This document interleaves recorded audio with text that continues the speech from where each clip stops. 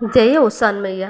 मैं सांत्वना पांडे, आप सभी का मेरे चैनल पर स्वागत है। तो दोस्तों, आज मैं आपके लिए एक ओसान मैया का कोच भरने का गाना लाई हूँ, तो आप लोग ज़रूर सुनिएगा। अगर मेरा गाना अच्छा लगे तो लाइक शेयर सब्सक्राइब ज़रूर कीजिएगा। धन्यवाद।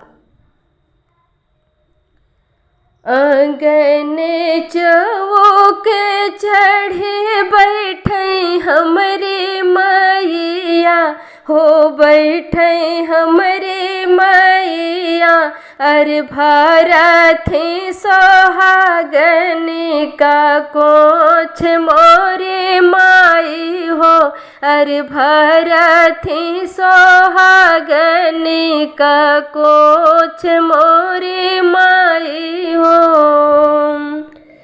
सबही के आचारा हो भरे भूरे देहली, अरे भरे भूरे देहली। अरे तने कौना कराई संकोच मोरे माई हो, अरे कराई ना तने कौ संकोच मोरे माई हो।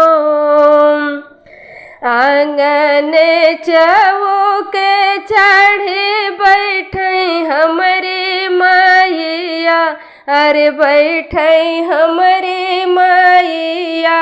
अरे भरथी सोहागन का कोछ मोरे माई हो, अरे भरथी सोहागन का कोछ मोरे माई हो।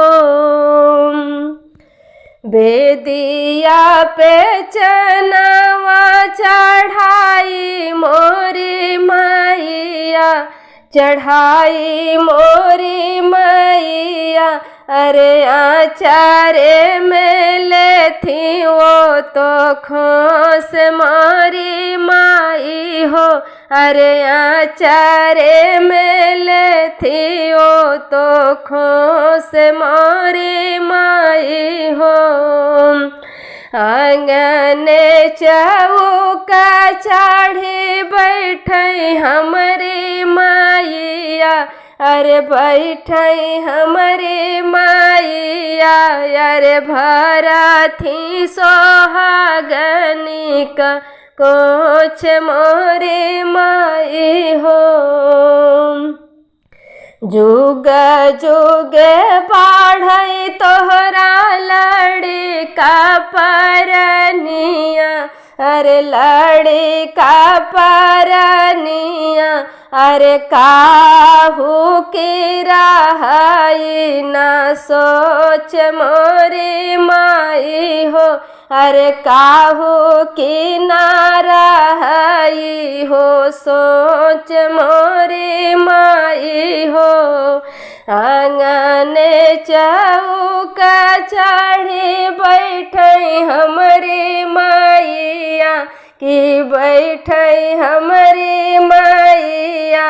अरे भरथी सोहागन का कोछ मोरे माई हो, अरे भरथी सोहागन का कोछ मोरे माई हो।